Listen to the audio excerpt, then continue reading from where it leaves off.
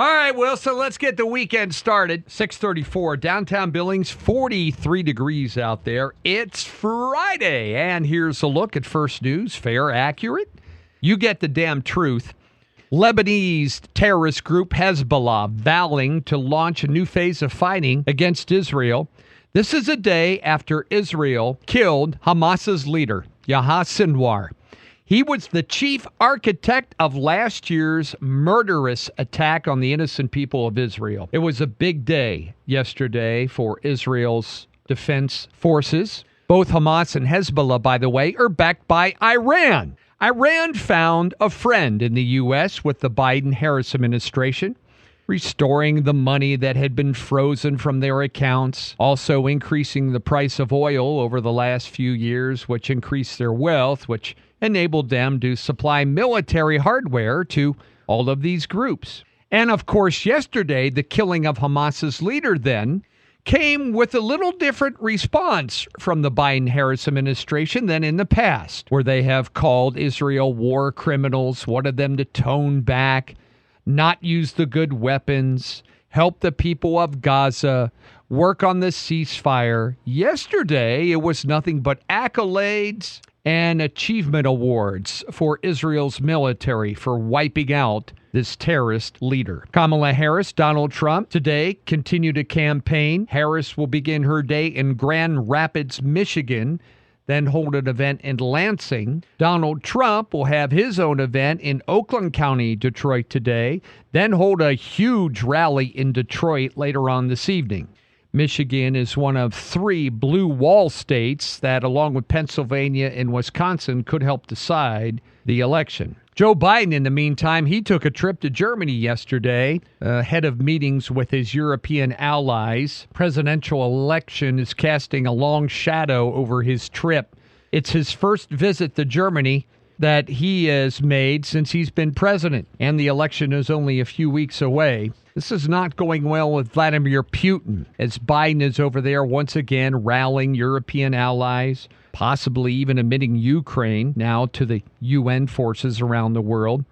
In the meantime, President Vladimir Putin is brandishing his nuclear sword, reminding everyone that Russia has the world's largest atomic arsenal in order to deter the West from ramping up support for the Ukraine. He ordered his military yesterday to hold drills involving battlefield nuclear weapons with their ally in Belarus. He announced Russia will start producing now ground-based intermediate-range missiles. They were outlawed by what was a U.S.-Soviet treaty back in 1987. They didn't care. They've made them anyway. Thousands upon thousands of these warheads and hundreds of missiles to carry them anywhere they want to go. As I mentioned earlier in the week, the United States, we don't have any anti-missile defense systems anywhere around our borders. None. And to throw another log on the fire, South Korea said North Korea has now dispatched troops to support Russia in their war against Ukraine. Yep, they're getting involved now. They become cozy over the Biden-Harris 3.5 years. Their relationships are stronger than ever. Russian Navy ships transferred 1,500 North Korean Special Operation Forces now to a Russian port city. The troops are expected to be sent into Russia and used against the Ukraine. Independent panel investigating the attempted assassination of Donald Trump at that rally in Pennsylvania said the Secret Service needs major reform and new leadership. The review faulted them for poor communications, failing to secure the buildings, found more systematic issues with the agency, not able to take on the risk facing Donald Trump and the culture that's been created around him. It was a 52-page report. And yet, folks, Alexandria Mayorkas, head of the Secret Service, head of the border, head of FEMA, still continues with his job and complete support of the current administration, and also John Tester, who did not vote to impeach him, even though he has failed Americans miserably. The Texas Supreme Court halted the scheduled execution of a man yesterday. He would have become the first person in the United States put to death for a murder conviction tied to a diagnosis of shaken baby syndrome. They spared the life of Robert Robertson. A last-ditch legal maneuver pressured lawmakers to do it. Said he was innocent, convicted based on flawed evidence. Convicted of killing his own 2-year-old daughter back in 2002. Well, Republicans down in Georgia have now appealed a ruling from an Obama appointee that said it was illegal to count all of the votes by hand in Georgia. They decided to do that, like Florida and other states. The judge, Thomas Cox, ruled the board didn't have the authority to pass that rule. He ordered the board to inform all state and local officials that those rules are void and are not to be followed. One requires the number of ballots be hand counted at the close of the polls. 2 of them deal with certification of election results. Republican Party chairman has now appealed that judge's ruling. U.S. government's Road Safety Agency investigating Tesla's full self-driving system, this time after getting reports of crashes in low visibility conditions like fog, snowstorms, others, including one that killed a pedestrian. National Highway Safety Administration said in the documents that opened on the probe Thursday after the company reported 4 crashes when Teslas entered areas of low visibility, including fog, sun glare, airborne dust. In addition to that pedestrian's death, another crash involved an injury, and they want a fuller investigation into those systems. Hyundai, they're telling their owners of nearly 1,600 hydrogen fuel cell vehicles in the United States, park them outdoors, away from structures. There could be a major fire. The Korean automaker recalling the hydrogen-powered Nexo SUV. Hyundai said safety regulators think there's a pressure relief device that could break. That would cause a hydrogen leak, and that could spark the fire. Company said there's no reports of any yet. Owners will be notified December 10th that car could burn your house down. Dealers will replace the pressure release devices in those vehicles. We told you, despite the John Tester commercials, it's getting tougher and tougher to own a home. The average rate now on a 30-year mortgage rose. It's now 6.44%. That is the highest mortgage rate for home borrowers than we've had in 2 months. World shares bouncing back and forth today. Nikkei is up 0.2 points. Seoul was down. Australia was up today. On Thursday, U.S. stocks drifted. S&P finished virtually unchanged. The Dow added 0.4 point at 43,239. That's a new record for the Dow. The NASDAQ only added 0.1. NVIDIA and other companies in the chip industry were some of the strongest gainers yesterday. Crude oil was up 7 cents, $70.74 per barrel, so fell from its high about a week or so ago. It's a trend that may have surprised many, even with high prices. Americans kept spending in retail stores and restaurants at a robust pace. That's not what the Fed wanted. Wealthier consumers, boosted by some strong gains in their income, are the ones that are driving the spending. So they're taking advantage right now of fewer shoppers and better deals. Netflix is in the news. They said its subscriber growth slowed dramatically during the summer, a sign that the huge gains from their video streaming service is tapering off. 5.1 million subscribers that they added July through September. That represented, though, a 42% decline from the total gain during the same time last year. You know, they raised their prices. The performance eclipsed any worries about slower subscriber growth as their shares rose because of high prices, but the amount of subscriptions are down.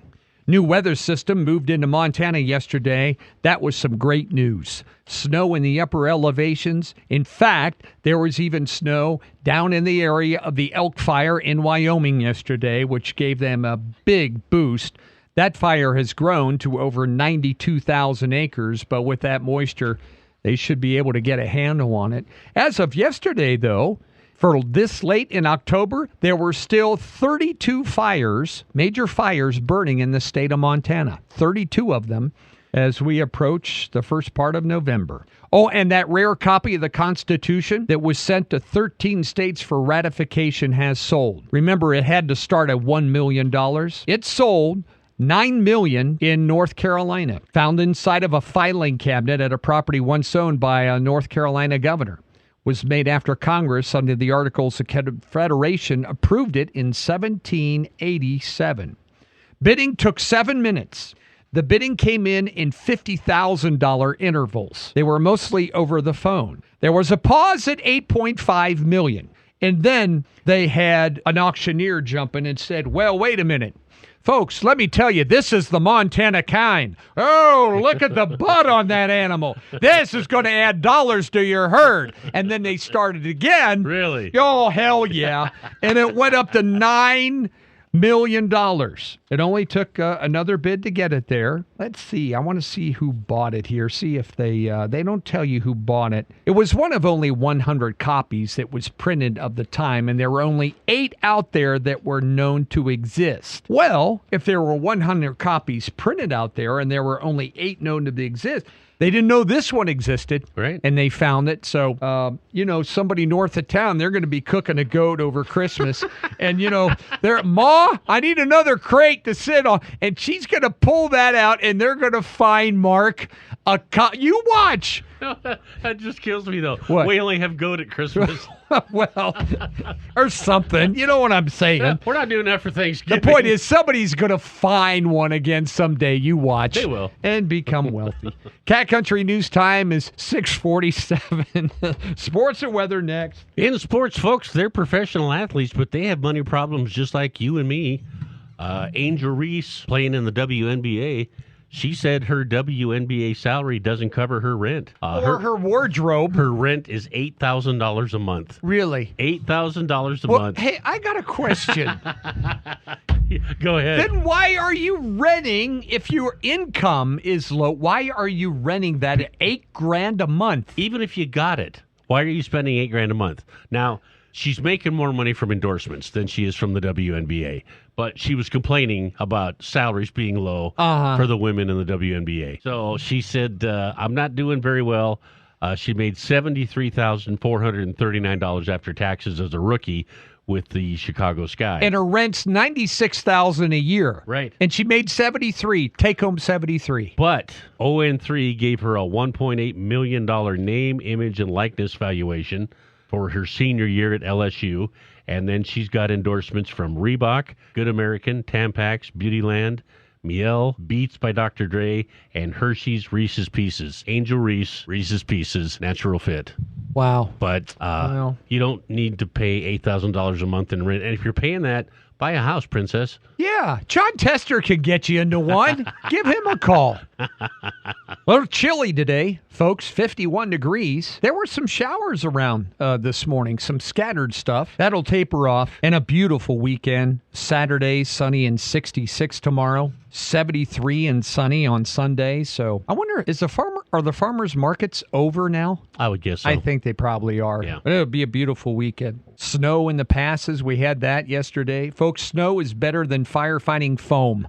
Yeah. When it comes to putting out fires. So hopefully we did it. 43 now, 6:50. 5:30 news is getting later and later every day. It hasn't been 5:30 news in 20 years. And that's what's happening. Mark and Paul here together.